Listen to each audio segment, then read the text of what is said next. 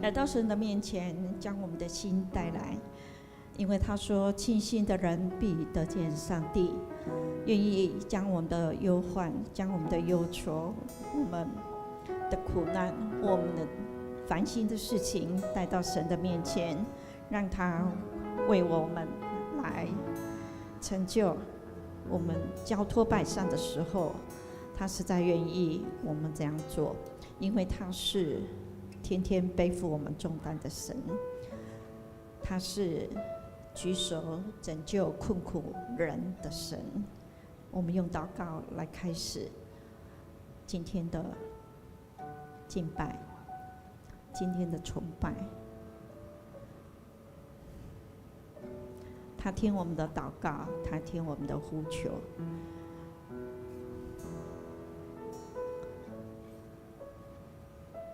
父神，谢谢你当我们的磐石，是我们力量，让我们软弱的心变刚强。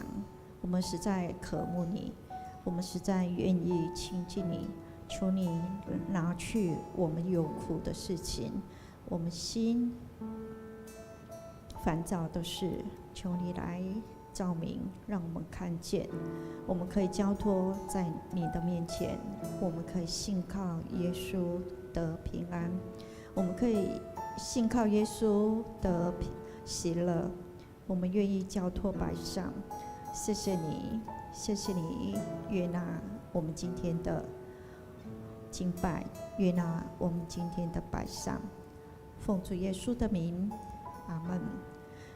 想在平安，平安，很高兴跟你在这耶和华所定的日子里面欢喜快乐。耶稣诚然担当我们的痛苦，他受的刑罚，我们得释放、自由跟平安。谢谢耶稣，我们靠着十字架的救赎，我们能够引诱苦难。他是值得我们赞美的神，他是值得我们歌颂敬畏的神，更是谷中百合花灿烂的明星，照亮我们的路，照亮我们的前面的路，照亮我们的人生。我们相信，我们信靠他的时候，要享受他的恩典恩赐。谷中百合花，谷中百合花，我们一起来吟唱这首歌《谷中百合花》，因为耶稣做我们的帮助。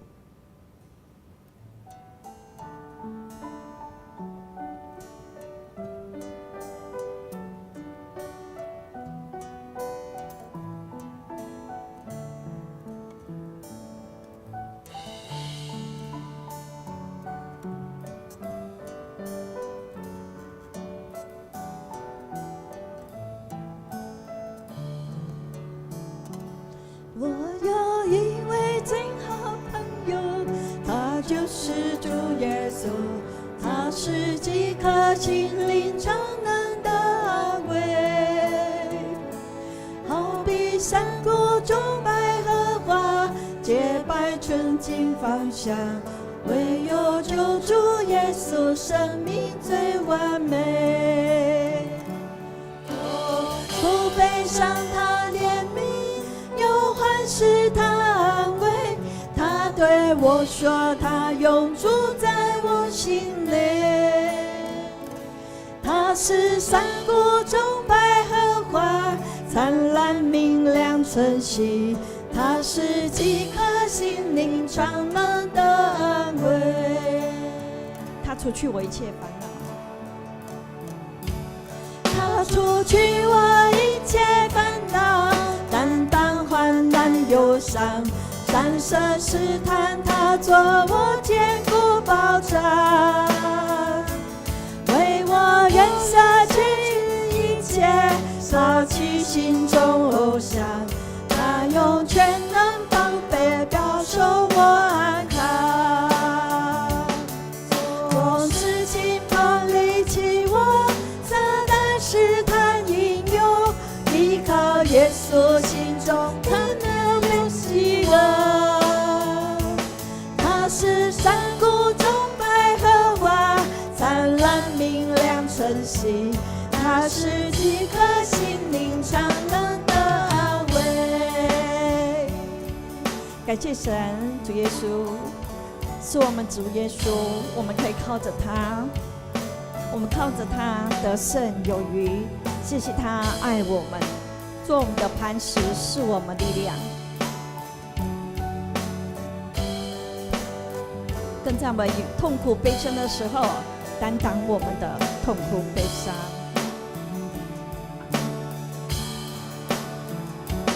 我有一位最好朋友，他就是主耶稣，他是饥渴心灵常能的安慰，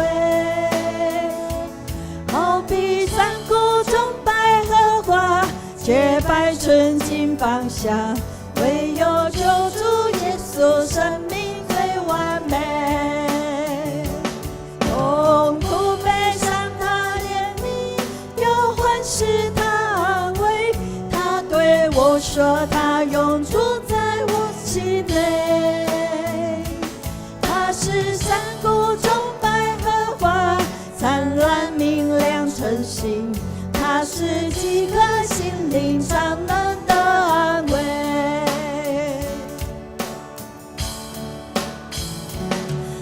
除去我一切烦恼，担当忧患忧伤，三生试探他做我坚固保障，为我他愿舍弃一切，抛弃心中偶像，他用全能帮背保守我安康。从事情旁离弃我，撒旦试探引诱，依靠耶稣心中平安有希望。他是空中种百合花，灿烂明亮晨星，他是饥渴心灵常能的安慰。他是山谷中百合花，山谷中百合花，灿烂明亮晨星，他是饥渴心灵常能的安慰。感谢神，他使我们饥渴的心常能得安慰。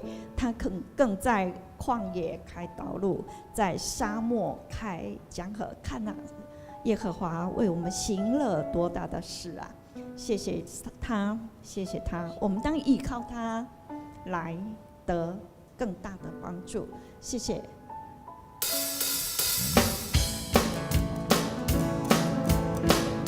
我们可以拍掌，我们可以拍手来赞美。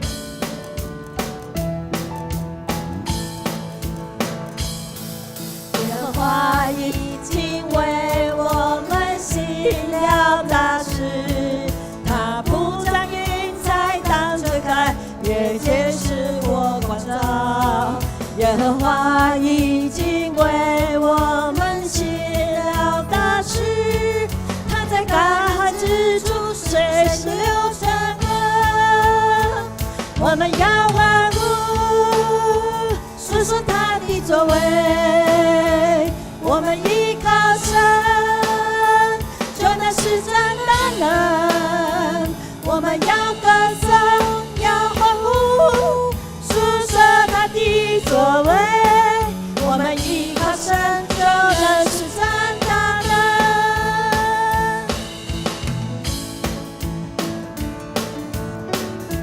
我们来看他行神迹，在我们当中为我们做了大事。耶和华已经为我们行了大事，他命令狂风止息，那波澜就平息。耶和华已经为我们行了大事，他在开双手，我们就得帮助。我们欢呼，我们要欢呼，述说他的作为。我们依靠神，就能施展大能。我们要歌颂，要欢呼，述说他的作为。我们依靠神，就能施展大能。再次欢呼歌颂他，要欢呼，述说他的作为。我们是真的人。我们要欢呼，要欢呼，诉说他的作为。我们依靠神，就能是真的人。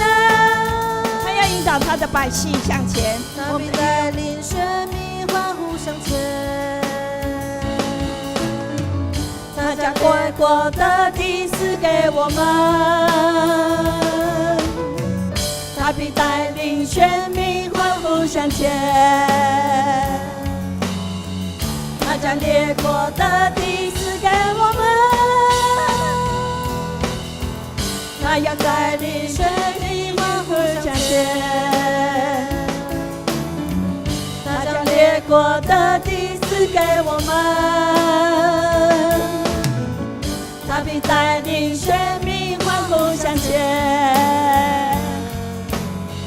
他将列国的地赐给我们，我们要欢呼，诉说他的作为。我们依靠神，就能是真的人。我们要歌颂，要欢呼，诉说他的作为。我们依靠神，就能是真的人。我们依靠神就能施展大能。我们依靠神，就能是真的人。再一次跟神说，我们依靠神，我们依靠神，就能是真的人。感谢神听我们祷告，他为我们做的事情是何等的大呀！谢谢神听我们芥菜种般的信心，接受我们信心的祷告，谢谢他都听见。我们更相信他的应许可以帮助我们跨越困难，因为在他没有难成的事。我们的软弱有缓，当我们遭遇的时候，神也从来不放弃我们。谢谢上帝，谢谢我们的神听我们的应许，我们相信这在基督里面都是阿们。谢谢神，谢谢耶稣帮助我们透过十字架的救赎，我们所做的一切得以在他面前蒙悦纳，更加我们愿意回转向他，帮助我们经历他的医治，经历他的平安，所赐的平安。谢谢神爱我们，愿意这样的听我们祷告，帮助我们。愿他的旨意成就在这地，像在天上一样。我们这样祷告，奉主耶稣的名，阿们。阿们。我们一起用信仰告白。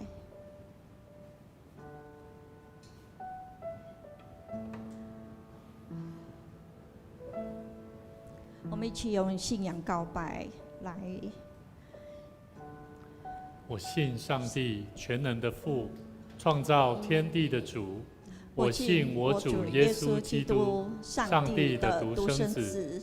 他从圣灵感孕，由童贞女玛利亚所生，在本丢彼拉多手下受难，被钉于十字架，受死、埋葬，降在阴间。第三天从死人中复活，升天，坐在全能父上帝的右边，将来必从那里降临，审判活人与死人。我信圣灵，圣而公的教会，圣徒的相通，罪的赦免，身体的复活，永远的生命。阿们。我们先奉献。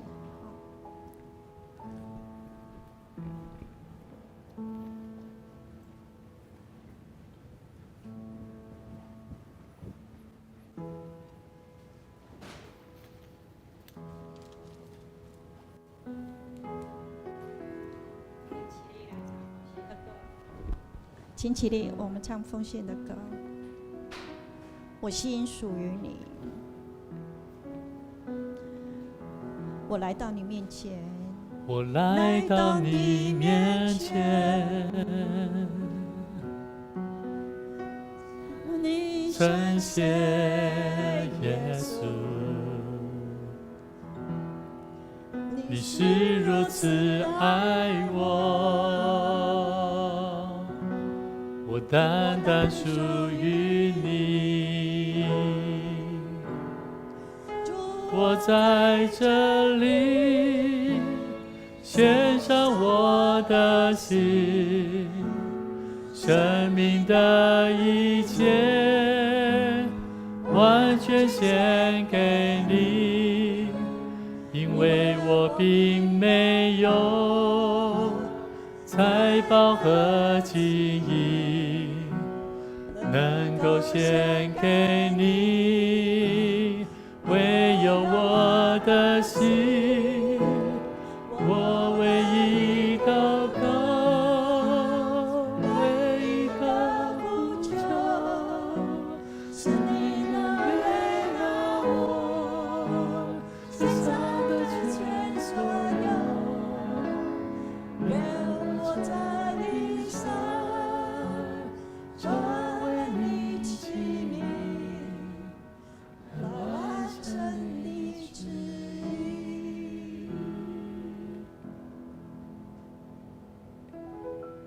我们一起来祷告，奉献的宣告。我相信凡事都是上帝所创造，他拥有赏赐与收回的权柄。此时，我愿意从你所得到的恩典，用感恩与敬虔的心奉献在你面前。求主在我每次甘心乐意的奉献中，操练我更加顺服委身，分别我的生命。我相信奉献是栽种丰收的种子，我深信奉献是实践基督的生命，我确信奉献是生命主权的交托。求主按照你的信实与怜悯赐福我们，保守你的教会，坚固你的百姓。奉主耶稣基督的名来求，阿们。我先报告一下哈 ，OK， 请坐。本周是受难周，让我们同心纪念耶稣为我们的罪而死的救恩。4月17号星期四晚上8点，第3小区举办联合圣餐礼拜，地点在大湾教会，请有意参加的兄弟姐妹在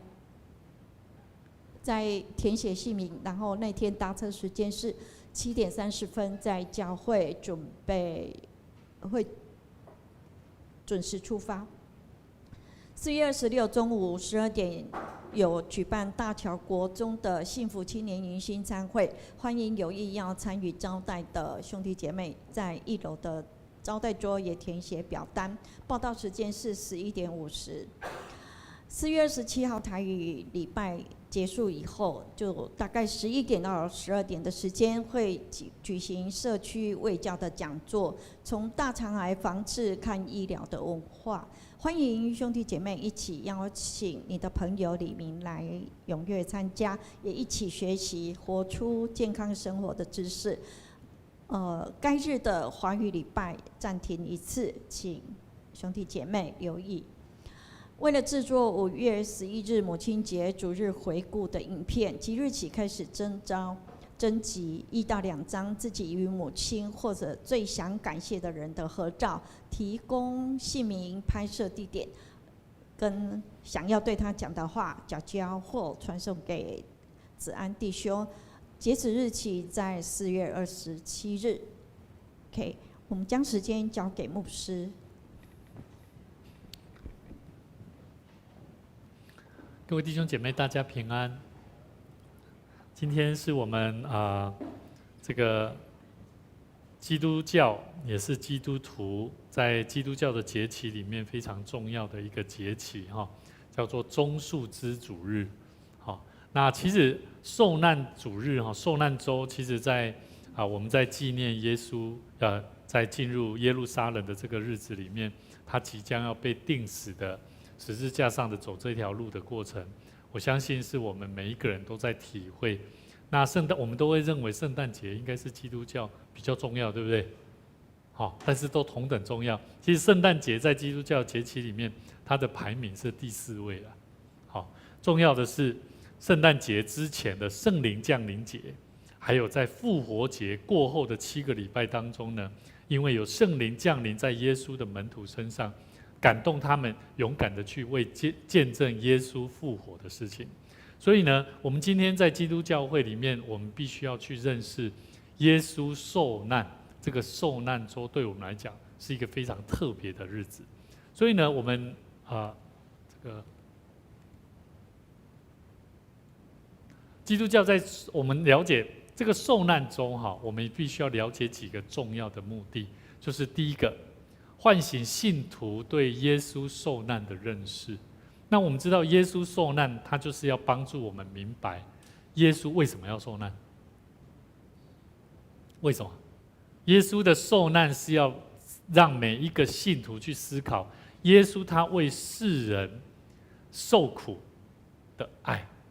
好，我再讲一次耶稣为人受苦的爱，也就是耶稣受难的意义啊。好，所以很多人都不晓得他为什么要受难？他受难关我什么事啊？他受难是他自己要去受难的，又不是我叫他去受难的。好，所以呢，我们必须要了解为什么基督徒在思考受难周是什么？是我要跟着他一起受难吗？那这个礼拜受难就好了吗？好，这些都是值得我们思考的。那第二个问题，我们要思考的是耶稣与人类同受苦难。好，我们知道刚刚我第一点，我们要唤醒信徒对耶稣受难的认识，是因为耶稣为我们的苦所受的那种受伤那他所呈现出来的爱，这是第一点。但是不见得每一个人都能够理解，因为我们每一个人都很苦，我们不晓得耶稣有没有跟我一起，了解我的意思吗？所以耶稣他为我受难，那是他的事情。可是如果你去体会到，原来耶稣为我们受难，是因为他一直都在陪伴我们，只是我们不晓得。我们以为我们的人生，我们所过的生活，只有我一个人在面对。但是实际上，我们的信仰告诉我们，耶稣时常与我们同在，圣灵时常与我们同在。所以受难周，我们特别去体会这第二件事情。第三个，耶稣为人的罪钉在十字架上，又更不一样咯。一开始耶稣要为受难，我们去认识他要做的工作。第二个，耶稣他其实与我们同在的，在经历苦难的生命。第三个，耶稣要为我们人在世上的一切罪来担负这个罪，钉死在十字架上。所以这三点都让我们清楚明白，基督徒学习耶稣的榜样，第一步就是要学习苦难的人在一起。我们从刚刚讲到受难周，耶稣有没有跟我们？他为了我们受苦的爱，对不对？第二个，他与我们同在，与我们一同受苦。第三个，他怎么受苦？钉死在十字架上。所以我们了解，我们认识耶稣，我们知道我要做一个基督徒，做一个基督的门徒。我们要学习耶稣的榜样，第一步就是要学习跟苦难的人在一起。所以你们会不会觉得牧师很苦？牧师的行业很苦，为什么苦？为什么？要求他做什么做什么，而且期待牧师应该要怎么做怎么做，对不对？但是当牧师讲出来的时候，有没有人要跟？少数，对不对？不见得会跟。所以你会发现，当耶稣说，当牧师说，邀请各位我们一起来侍奉的时候，这太苦了，这你自己想的，这我没办法，这是你的事情。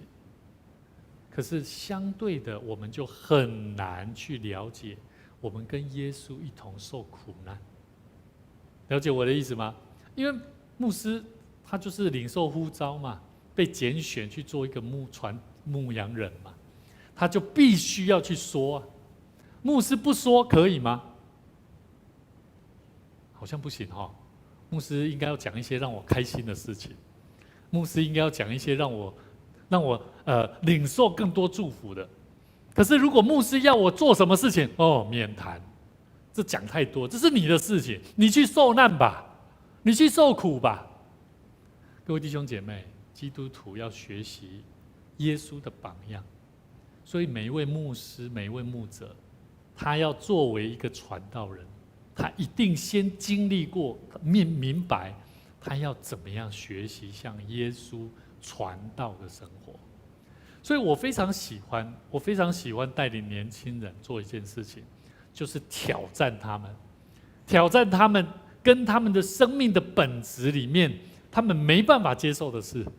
好，所以这个我们在座的原住民朋友，上个礼拜张远应该就接受过牧师的几个教导的东西概念。好，最近应该也会收到牧师一些讯息，对不对？好，所以这些都是什么？你们要知道，台湾正处在一个过去有许多人为了民主自由而受难的家属，白色恐怖，有人因此而死亡。但是我们现在所拥有的，我们不了解过去有人因为付上生命的代价，而让台湾有现在的民主自由。可这是过去，那就跟我们今天我们在看待耶稣受难周所经历要被钉死在十字架上是一样的道理。我们现在基督徒，我们成为台湾人的基督徒，台湾教会的基督徒是非常幸运的。如果你是在乌克兰的基督徒，你要去想哦，他们现在有没有在苦难当中？有哦，我们不用哦。所以我们要了解，基督徒在学习耶稣的榜样的时候，我们在敬拜神，我们要知道，如果我们缺少跟随着耶稣走这个天国道路的受难的路，你没有办法真正进到天国的那一段，因为你经不起考验。了解我意思吗？所以各位弟兄姐妹，今天牧师要带领大家一起来认识，基督受难跟我们的生命有带什么关系呀？我们的生命除了领受神的恩典丰富之外，我们的生命要怎么样领受使命的工作，为主做美好的征战？所以各位弟兄姐妹，人的生命有苦难，你阿们吗？好，年轻人现在就是要面对，大学生就要准备面对未来要出社会，对不对？要赚钱，要生活，要为了养家，甚至你有你的人生规划。各位弟兄姐妹，基督教的信仰最基本的前提是因为生命有苦难，所以我们才需要想到，我想要找到拯救的方法嘛，对不对？难道你有苦难，你不想要得到拯救吗？你会不会希望？会不会？如果你现在还没有工作，你会不会希望来到教会说，主啊，启示我，让我能够接下来我要寻找工作能够顺利找到？会不会？会啊。如果我在做生意，我会希望我今天领受完道理以后，我这个礼拜接下来能够领受到更多，赚更多钱，会不会？会啊。可是你要知道，跟你旁边的人说，你有没有从主而来的智慧很重要。你有没有从主而来的智慧很重要，这个就是拯救的智慧。很多时候我们的生命，我们不寻求拯救，是因为我们不想领受这个苦难，对吧？因为你不知道你正在接受这个苦难，所以这个苦难对你来讲没有什么太大的重要、太大的关系啊。反正我现在这样就不错了，这样就好了。各位弟兄姐妹，如果你知道你生命是有苦难的，那你就更需要来到神的面前，寻求那个力量，拯救的力量。所以各位弟兄姐妹，今天我们一起了解基督教的信仰，对我们一个生命有苦难的人来说是非常有意义的。但是如果对他自认为他的生命没有苦难的人，甚至他认为他的生命不需要苦难，那么基督教、基督的救恩、基督的信仰对他来说有没有帮助？你觉得有帮助吗？有需要吗？我再讲一次，对一个自认为自己的生命没有苦难的人，不需要苦难，也不想要有苦难的人，基督的信仰对他来讲会不会给他有吸引的地方？其实不会有太大的吸引。你的吸引大概就会希望教会应该要去到教会，他有非常好的敬拜，他有非常好的祷告，他有非常好的那个外在的外显的工作来给你看见。但是实际上基督的信仰，当我进到教会的时候，我就已经在重新面对我人生命当中所经历的困难了。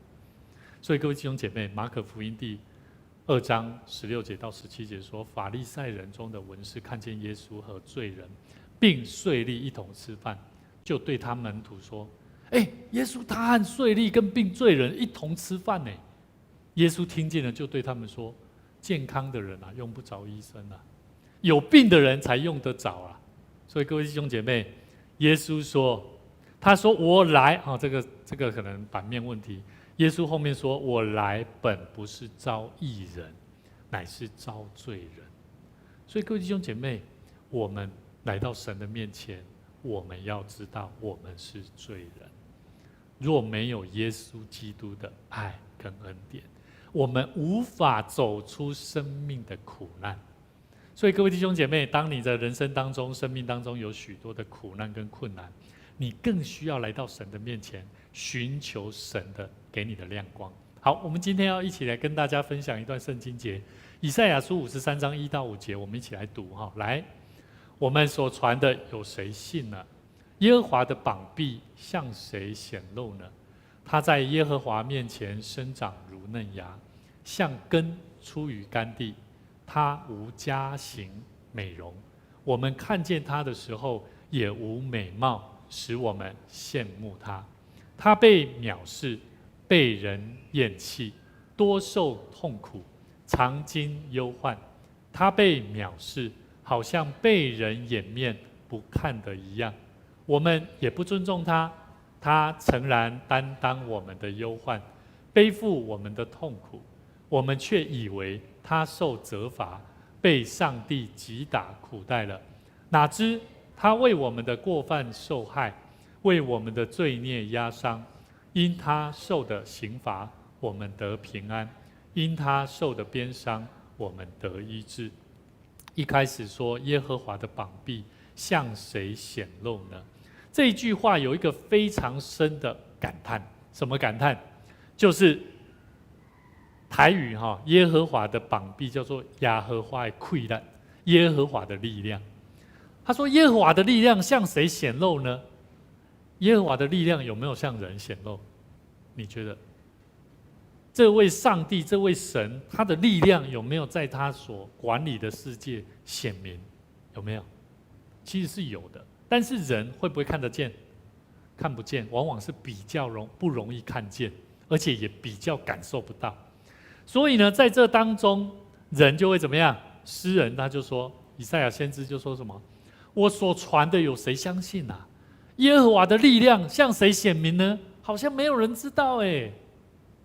后面他说，他在耶和华面前生长，这个他就是以赛亚在传递一个讯息，叫做弥赛亚，一个救主，是他们以色列百姓一直在期待的弥赛亚救世主。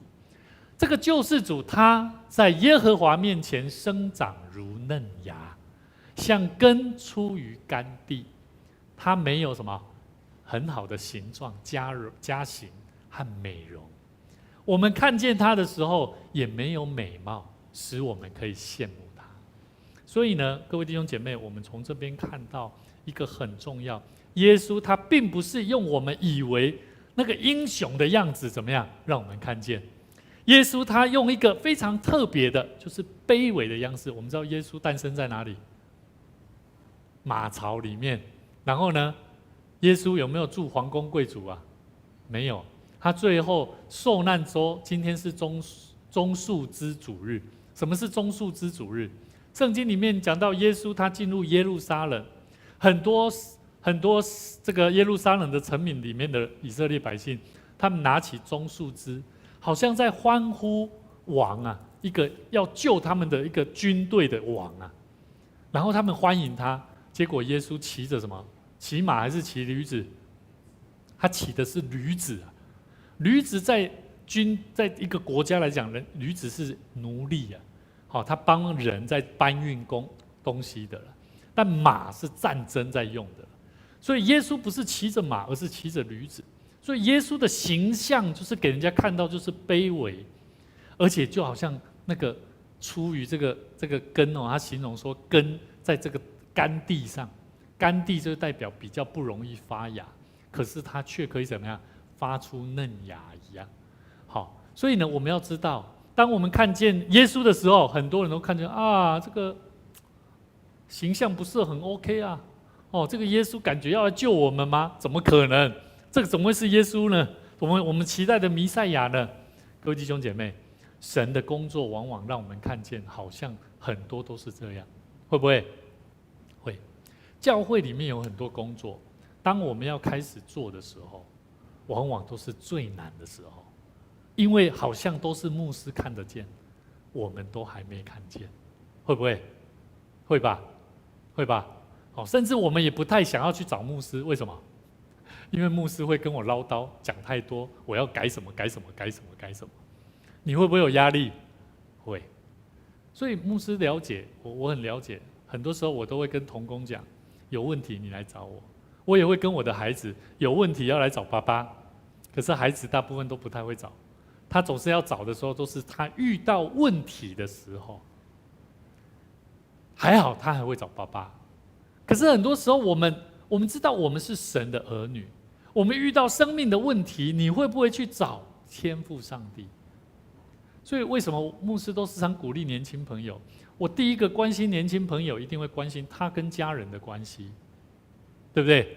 他跟家人的关系如果不好，他的生命就会不太一样。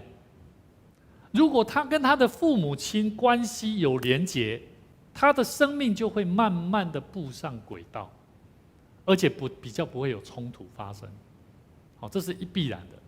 好，所以我们要了解，圣经里面讲到耶稣他没有一个弥赛亚救世主，他没有一个很好的无家型美容，像我们所期待像英雄般的。可是上帝看重他的孩子耶稣基督，是弥赛亚，是用这样的形象出现在人的世界上。第三个，我们看见弥赛亚这个救主，他担当我们的痛苦。他怎么做？他被藐视，他被厌弃，而且受苦痛苦，经常遇到很多忧愁患难。他被藐视，好像被人掩面不看一样，甚至人也不尊重他。有没有？有没有？所以跟你旁边的人说，侍奉主的人要学这种精神。来，侍奉主的人要学习这种精神。如果你还没有办法学习到这种精神，你会感受到什么？你很容易有人藐视你，你就生气；有人厌弃你，你就说我不要做了，你来做好了。好，你受到痛苦，你撑不下去；你经到忧愁患难，你会觉得我烦死了，我不想服侍神了。你被藐视了，你会看不起别人，你也看不起人家，就在那边争论。当人不看你一眼的时候，你更不尊重你的时候，你不想要侍奉神。这在教会里面，甚至在很多教会，包含每一个同工身上，都常经历到的事。各位弟兄姐妹，耶稣有没有承担当这些事？有啊。我们何能可以好好学习？我觉得这种精神值得我们好好学习啊！这就是耶稣，他诚然担当了我们的忧患，背负我们的痛苦。所以各位弟兄姐妹，耶稣他就像这样的身份在告诉我们，他怎么做？像一个父亲一样，一个父亲他遇到他的孩子闯红灯，不小心撞上了。好，嘉伟，当你车祸的时候，爸爸要不要帮你还啊？要不要？要不要？会。爸爸有没有帮你还？有吧？虽然他是嘴巴说要你再还给他，可是他还是会帮你，对吧？所以这就是父亲啊！我也经历过啊，我也经历过，我曾经犯的错误，我的父亲、我的妈妈，他就是帮我出钱啊。各位弟兄姐妹，我们的父，天上的父也是这样。上帝给我们的恩典，他是诚然担当我们的忧患，背负我们的痛苦。可是我们却以为这是他应该的，他是我的爸爸，他受这个苦是应该的，因为他是我的爸爸。我们的认知是认为耶稣也一样，我们却以为他受了这些鞭伤刑罚，是被上帝击打苦待的。因为我的爸爸没有教我，因为我的爸爸没有好好管教我，因为我的爸爸怎么样，我才会今天怎么样。所以我怪我的父亲，我怪别人。各位弟兄姐妹，我们人就跟圣经里面以赛亚先知所讲的，当时候的以色列百姓也是一样，他们认为未来，我要告诉各位，以赛亚书是耶稣还没诞生哦。可是以赛亚书，以赛亚先知已经预知了未来的那位弥赛亚耶稣来，他就像这样在承担我们的罪，有没有？耶稣有没有这样？的确，我们从新约圣经里面，耶稣诞生，耶稣他的传道生活，就如同旧约时期耶稣还没有来，他们所期待的那位弥赛亚。所以以赛亚书是预表，是一本小圣经，它预表了未来的这个弥赛亚的诞生，真的是如此，他的经历也是如此。哪知他为我们的过犯受害，为我们的罪孽压伤，因他的刑罚是要让我们得着什么？平安呐！所以各位弟兄姐妹，当你说你在侍奉神，做一个神的仆人，做一个神的愿意使用的人，你就要明白你有没有平安。你是靠自己还是靠上帝？靠神的人，即便有苦难，但是你依然有平安。你靠神在侍奉神，即便你受到了像耶稣一样的鞭伤，你也会怎么样？会得着医治。所以各位弟兄姐妹，圣经里面讲到一个非常重要，很多时候我们所经历的苦难，就像一个妈妈，她要喂孩子，她生病了，要喂他吃药。你们有没有小时候经历过父母亲要给你吃药，你不想吃，然后你会拒绝，会反抗，然后爸爸妈妈很严格说你给我吃，你不吃你会怎样？会怎样？有没有？有没有？有吧？像牧师娘，我太太她就不喜欢吃那个颗粒的药丸，我就跟她讲说你不吃你会很难好。可是还好，上帝很恩待她，都好像3天就好了，很奇怪。但是我要讲的是什么？我要讲的是说，当神给我们的苦难，有些时候就像这个妈妈要给孩子吃的药一样。我再讲一次，有时候我们正在经历的苦难，就跟妈妈要给孩子吃的药一样。这个苦难你没有吃，你会不会好？虽然我刚讲的是说好像也是会好，但是这个苦难如果你吃了，会不会帮助你的生命得着的更多？会不会？会，而且会立即的产生效果。好，所以各位弟兄姐妹，我们要了解，我们生命当中，上帝很多时候会透过不同的属灵的长辈、牧者或者是同工在对我们说话。神要我们放下骄傲、悔改、回转的心，可是往往我们会去认为，这些话语在我身上不是这样的，上帝给我的不是这样的。我们认为这不是神所要给的，我们错误的使用别人来告诉我们的话。以前有人只要跟我讲说你怎么样，你怎么样，委员啊，你讲话啦，你怎样做事啦，你怎么样，我就会说你才是嘞。你有没有看过年轻小朋友、年轻人都会这样？你跟他讲鼓励的话，建议他怎样，要读书要怎样，说不用啦，我怎样，我不会啦，我不想啦，我怎样，心里面总是有很多的借口，对不对？反抗不想。可是在那过程当中，神要告诉我们，我们并不明白自己是这么的骄傲，我们自己的心是不愿意去改变的。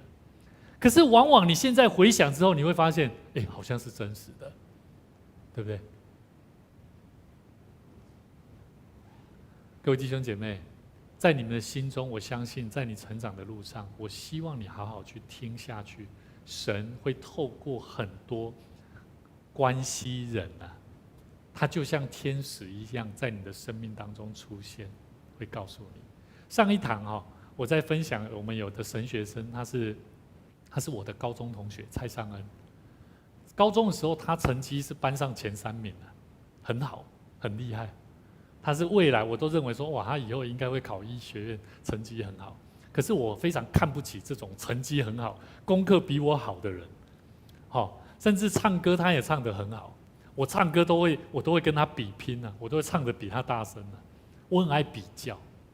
可是现在我回想起来，上帝很奇妙，他都会透过这样的人在你身边再出现，然后就让你看见、反省到，哇，上帝怎么那么奇妙啊？为什么我敢这么说？因为我曾经在第一堂我有讲过，我在国小的时候遇过一个我的同学，国小同学女学生，她是脑性麻痹，所以她有一点稍微身体上有一些障碍。那我小时候我在学校，我去到学校，我都会学这个同学女同学她的一些不是坏习惯，她的自然反应，我会耻笑她，我会学她的动作，然后在她后面上课的时候踢她的椅子，然后弄这个女孩子。你知道吗？到我当牧师的时候，我曾经为一个姐妹带领她做门徒的受洗的真道班的训练。她说：“牧师，我要受洗，但是我的生命我不知道我还有多少年日可以活，因为她得了癌症。”后来我在牧养她，帮助她在准备这些真道班的训练课程当中，她后来跟我讲了一句话，她说：“牧师，我希望你能够关心我的家人。我的家人有一个孩子，他因为先天脑性麻痹，所以他没有再去教会。我希望你可以关心我的孩子。”我说：“好啊，那你的女儿的名字叫什么？”他讲完以后，我当场差一点流眼泪。我现在想到我都会很 shock， 因为她就是我小学所欺负的女孩子。后来这个同学他就到我去的牧养的那一间教会，所以你知道吗？过去你欺负的人啊，上帝啊就会希望他所要用的人，他能够跟人有和好的关系啊。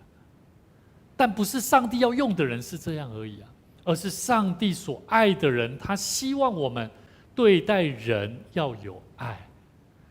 所以各位弟兄姐妹，上帝会用很多让我们经历不到的事情在提醒我们。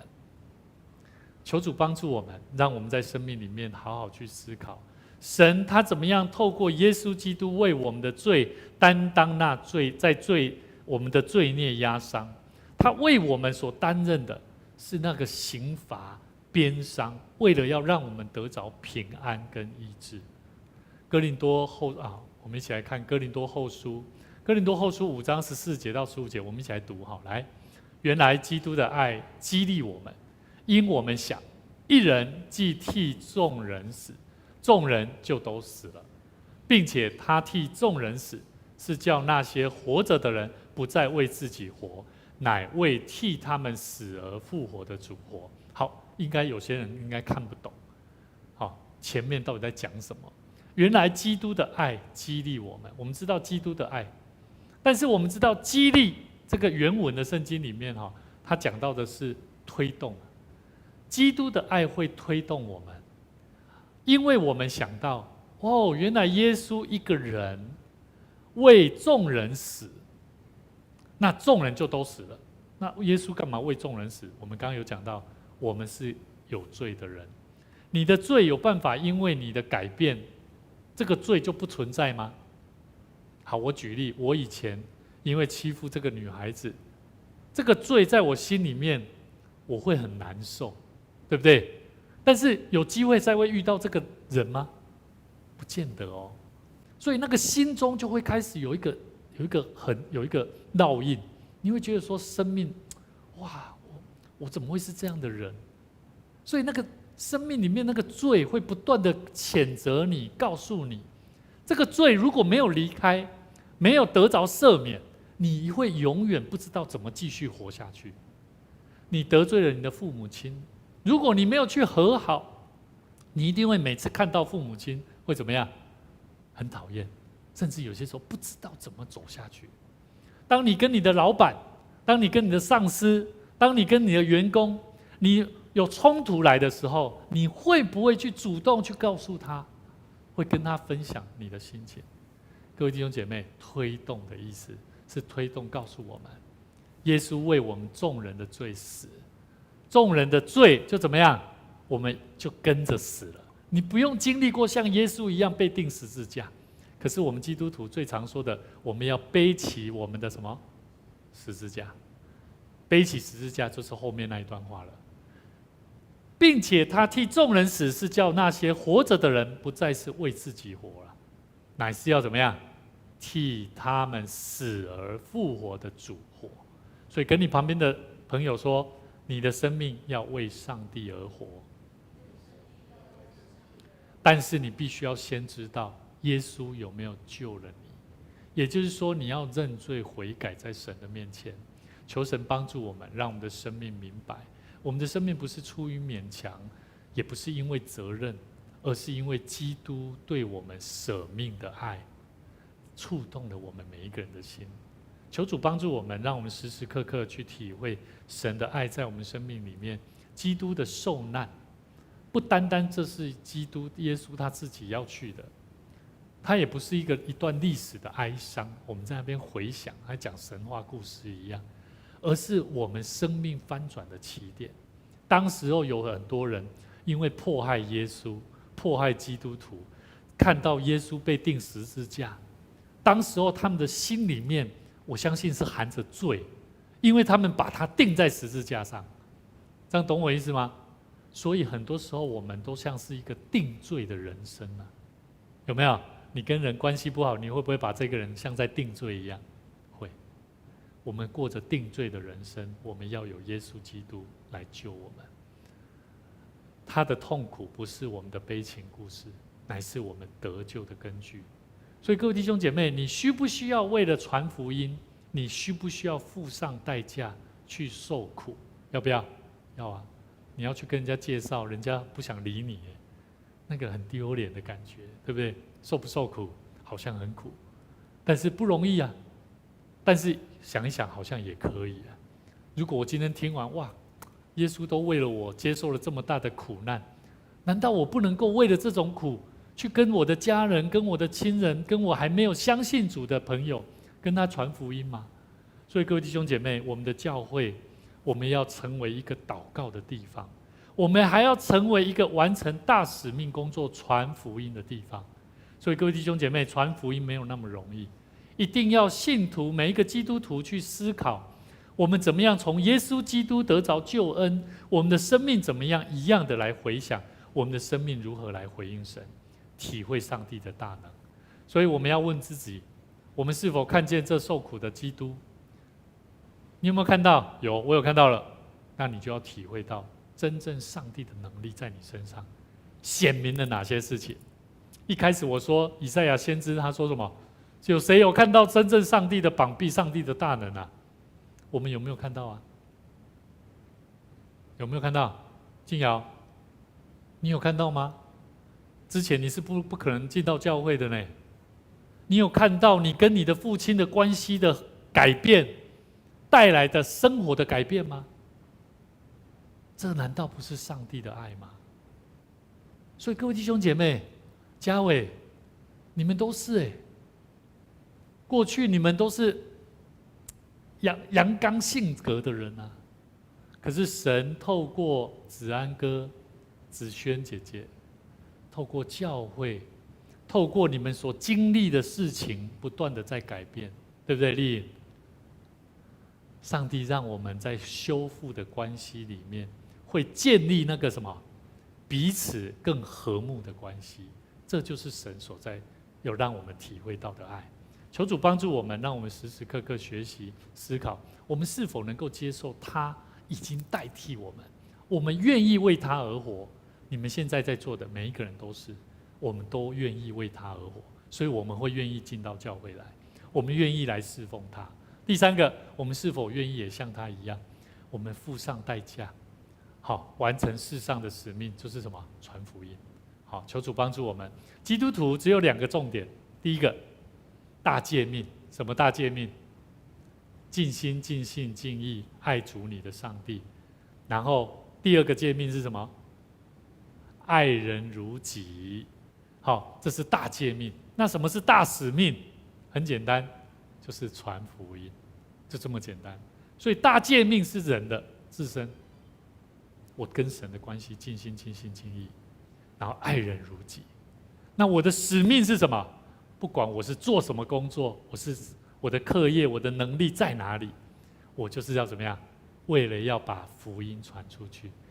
你有影响力，你所做的、你所传的、你所说的，就会带来影响力，懂了吗？所以牧师很喜欢讲嘉欣，嘉欣功课他都是第一名啊。为什么牧师常常讲第一名？这是上帝给你的智慧了，懂不懂？我都没办法考上第一名，我也没办法考上很好成绩。可是神会透过改变。我曾经听过嘉欣姐妹她怎么样用功，是在被爸爸的这个鞭打侧鞭之下，所以让她重新去体会到要怎么样尽心的好好在她的功课上去努力。牧师不是说考第一名才是最厉害的，不是，而是说能够拥有这样子的动力，是因为他愿意去改变。好，所以求主帮助我们，让我们学习基督的苦难受难，跟我们每一个人正在经历的生命的苦难，都有同样的异曲同工之妙。要让我们明白，我们的生命要如何活出该有的使命工作，来荣耀上帝。我们一起同心来祷告。亲爱天父上帝，我们感谢你，因为你的话语能够提醒我们，透过耶稣的受难，不是一段历史的事件，乃是我们一生当中生命的起点跟方向。谢谢你赐下圣灵，使我们的心在你里面能够被敞开，被感动，被更新，能够更多的明白神你的爱是何等的长阔高深。主耶稣，我们向你献上感谢，因为你为我们的罪钉在十字架上，经历那生命的苦痛。在接下来这个礼拜，耶稣所要经历的痛苦跟受藐视、鄙视的经历、鞭打，是为要我们得着那心里的平安，是为要医治我们所接受的苦难。我们都愿意好好的去学习，去好好的去思想耶稣为我们救赎我们的生命，我们的生命要如何来回应上帝。求主你继续带领我们前面的道路。虽然我们信心不太够，但我们愿意依靠圣灵的工作，我们的生命会越来越强大，能够继续为主而活，能够做一个谦卑、温柔、有良善的心智的人。我们在你面前献上感谢，祈求祷告，奉主耶稣基督圣名来求，阿们。